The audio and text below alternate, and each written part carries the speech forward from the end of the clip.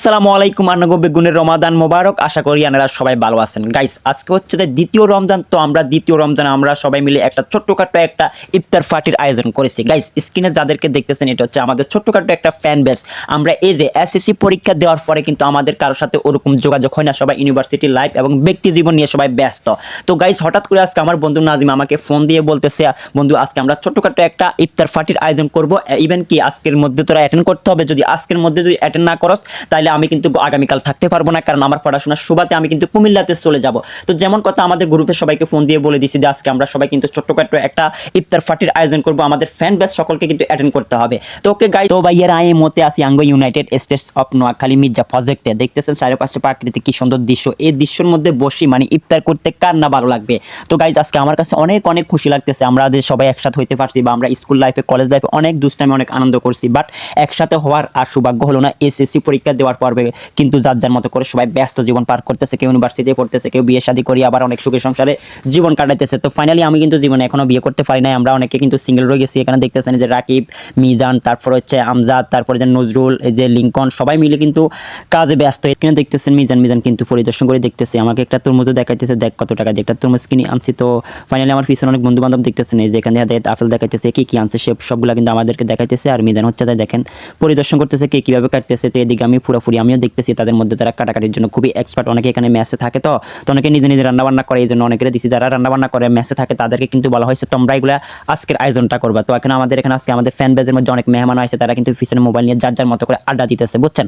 তো আমরা আসলে স্কুল লাইফ এবং কলেজ লাইফে অনেক অনেক মানে মিস করতেছি। হ্যাঁ আসলে স্কুল লাইফের কলেজ লাইফের সময়টা কিন্তু আর কখনো ফিরে পাওয়া যায় না। এখানে আমাদের বড় ভাই এই যে ইব্রাহিম কি আনছে সেটা কিন্তু আমাদেরকে দেখাইতেছে, দধি আনছে, আপেল আনছে, কমলা আনছে, তারপরে ফেয়ার আনছে, ডিঙ্কু আনছে এবং কি কোল্ড ড্রিঙ্কসের মধ্যে অনেক কিছু আনছে। আবার এই যে নজরুল এইভাবে করে কি দেখাইতেছে, খেজুর দেখাইতেছে, অনেক কিছু আনছে। মানে আজকে পুরোপুরি সব আইটেম কিন্তু আজকে আমাদের ইফতার পার্টির মধ্যে আছে। তো আসলে আমরা আজকে ইফতার পার্টি করার কোনো আমাদের মোট ছিল না, শুধু আমাদের এই যে বন্ধু নাজিমের অনুরোধে আজকে আমরা ইফতার পার্টির আয়োজনটা করছি। হ্যাঁ ও কিন্তু পড়াশোনা কুমিল্লাতে করে, আর নিজস্ব বাড়ি হচ্ছে যাই নোয়াখালীতে, বুঝছেন নি ভাইয়ারা। তো সে কিন্তু কুমিল্লাতে চলে যাবে তৃতীয় রমজানে, সে আজকে অনুরোধ করার কারণে আজকে কিন্তু আমরা হঠাৎ কোনো প্রস্তুতি ছাড়া কিন্তু আজকে আমরা ছোটখাটো একটা আয়োজন করে ফেলছি, বুঝছেন নি। তো বন্ধু বলে কথা, বন্ধু ফোন দিয়ে বলছে আমার বন্ধু আজকে যেভাবে হোক আজকে আমাদের এই আয়োজনে তুই অ্যাটেন্ড করতে হবে, এবং আমাদের ফ্যান বেজে যারা যারা ছিল সবাইকে কিন্তু আজকে আমাদের এই অনুষ্ঠানে মানে অ্যাটেন্ড করতে হবে। তো ফাইনালি আমরা সবাই কিন্তু গ্রুপে বলে দিছি। তো তবে ফ্যান বেজে যে একটা ভালোবাসা, যে একটা আত্মার টান, একটা বন্ধুত্বের সম্পর্ক কিন্তু সবাই এই জন্য সবাই কিন্তু একসাথে হয়ে গেছে।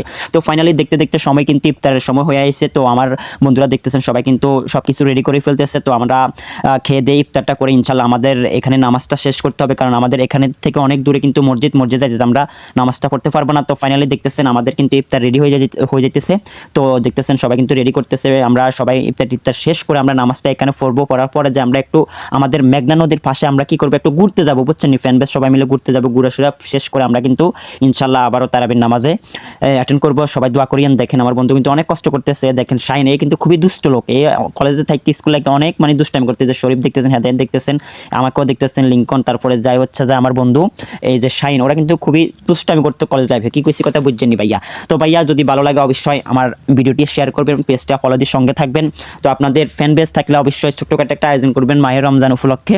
আসলে কলেজ লাইফ স্কুল লাইফ এটা কিন্তু খুবই অনেক মানে মিস করি আমরা। হ্যাঁ তো আপনারা হয়তো বা কলেজ লাইফ স্কুল লাইফ পার করে আসছেন, তো আপনারা অবশ্যই জানেন। তো সবাই অবশ্যই আমার ভিডিওটা